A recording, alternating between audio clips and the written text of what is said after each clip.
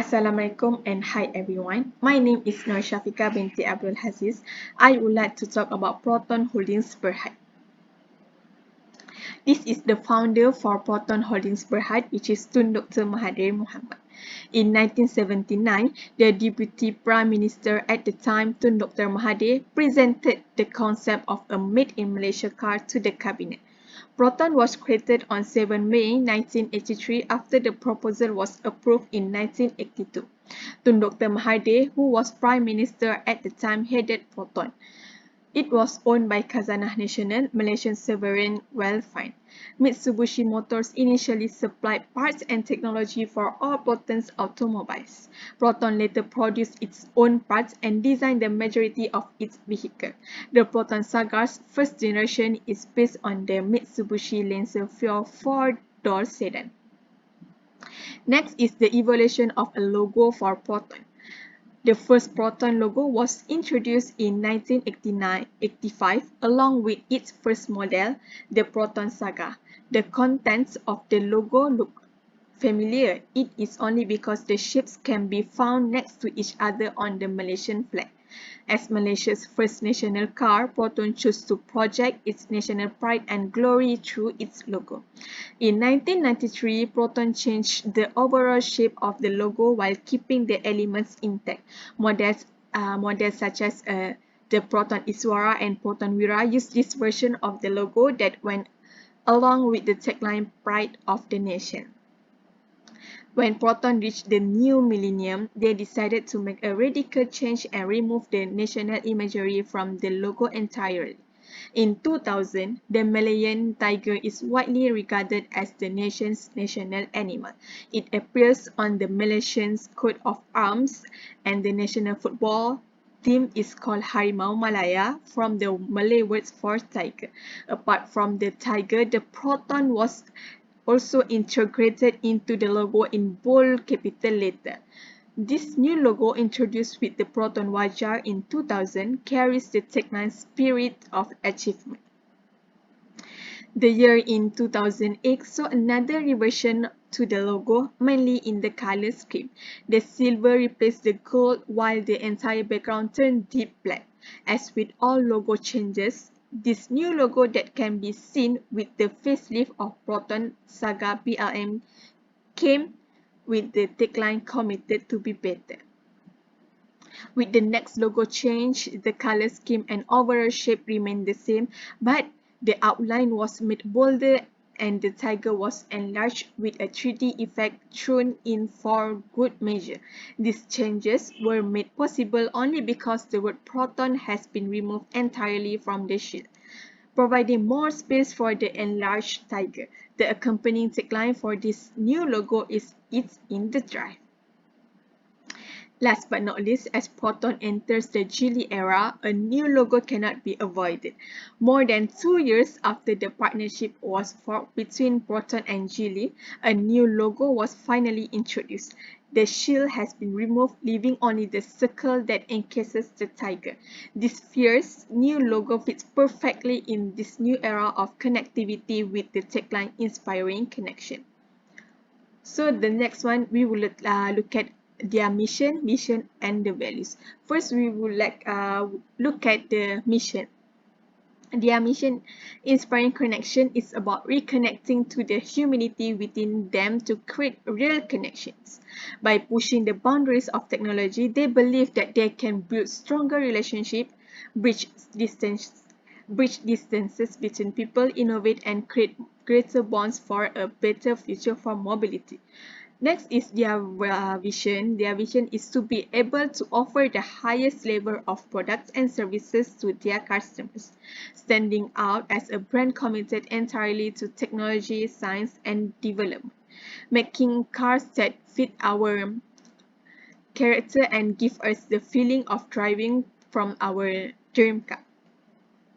Last but not least is the main value. There are 3 main values for this company, which are innovative technology, reliability, and international reach.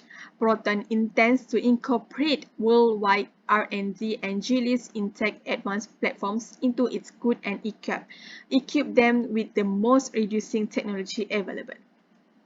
So the problem is implication of the COVID-19 to financial aspect for this company, Proton Holdings Berhad.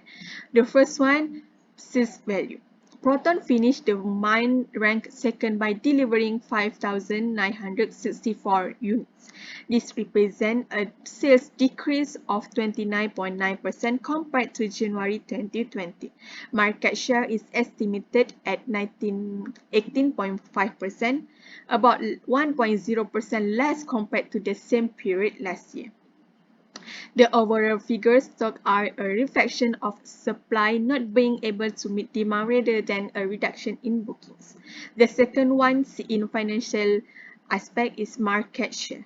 The MCO, which was established on March 18 to fight the COVID-19 pandemic, caused an economic slowdown that impacted many sectors of the national economy. According to a research paper published by Market Insight, Proton sold 5,676 vehicles in May, accounting for a 23.3% market share of the local automotive market. So the implication for non-financial aspect is customers. The first one is customers. Critically, customers would not be able to visit showrooms to complete a key step in the vehicle purchase journey. Worse, the lockdown was expected to continue through the Eid festival, the most important season for automotive sales in Malaysia, while the client's budget was cut to a bare minimum. The second one is production volume. Automotive companies are strongly affected by vendor delays that have a knock-on effect on their production lines, since they rely on a worldwide supply chain. The coronavirus has interrupted Proton's supply line in recent months, making it impossible to assure a consistent flow of parts needed to produce their cars.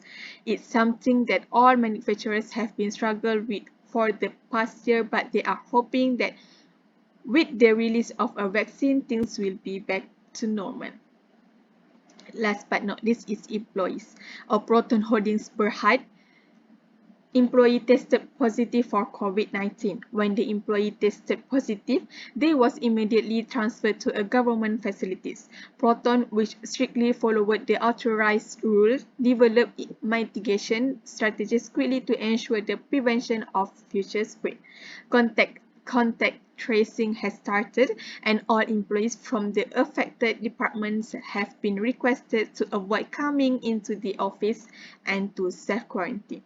This is followed by a thorough cleaning and disinfection of the premise as well as any suspected area.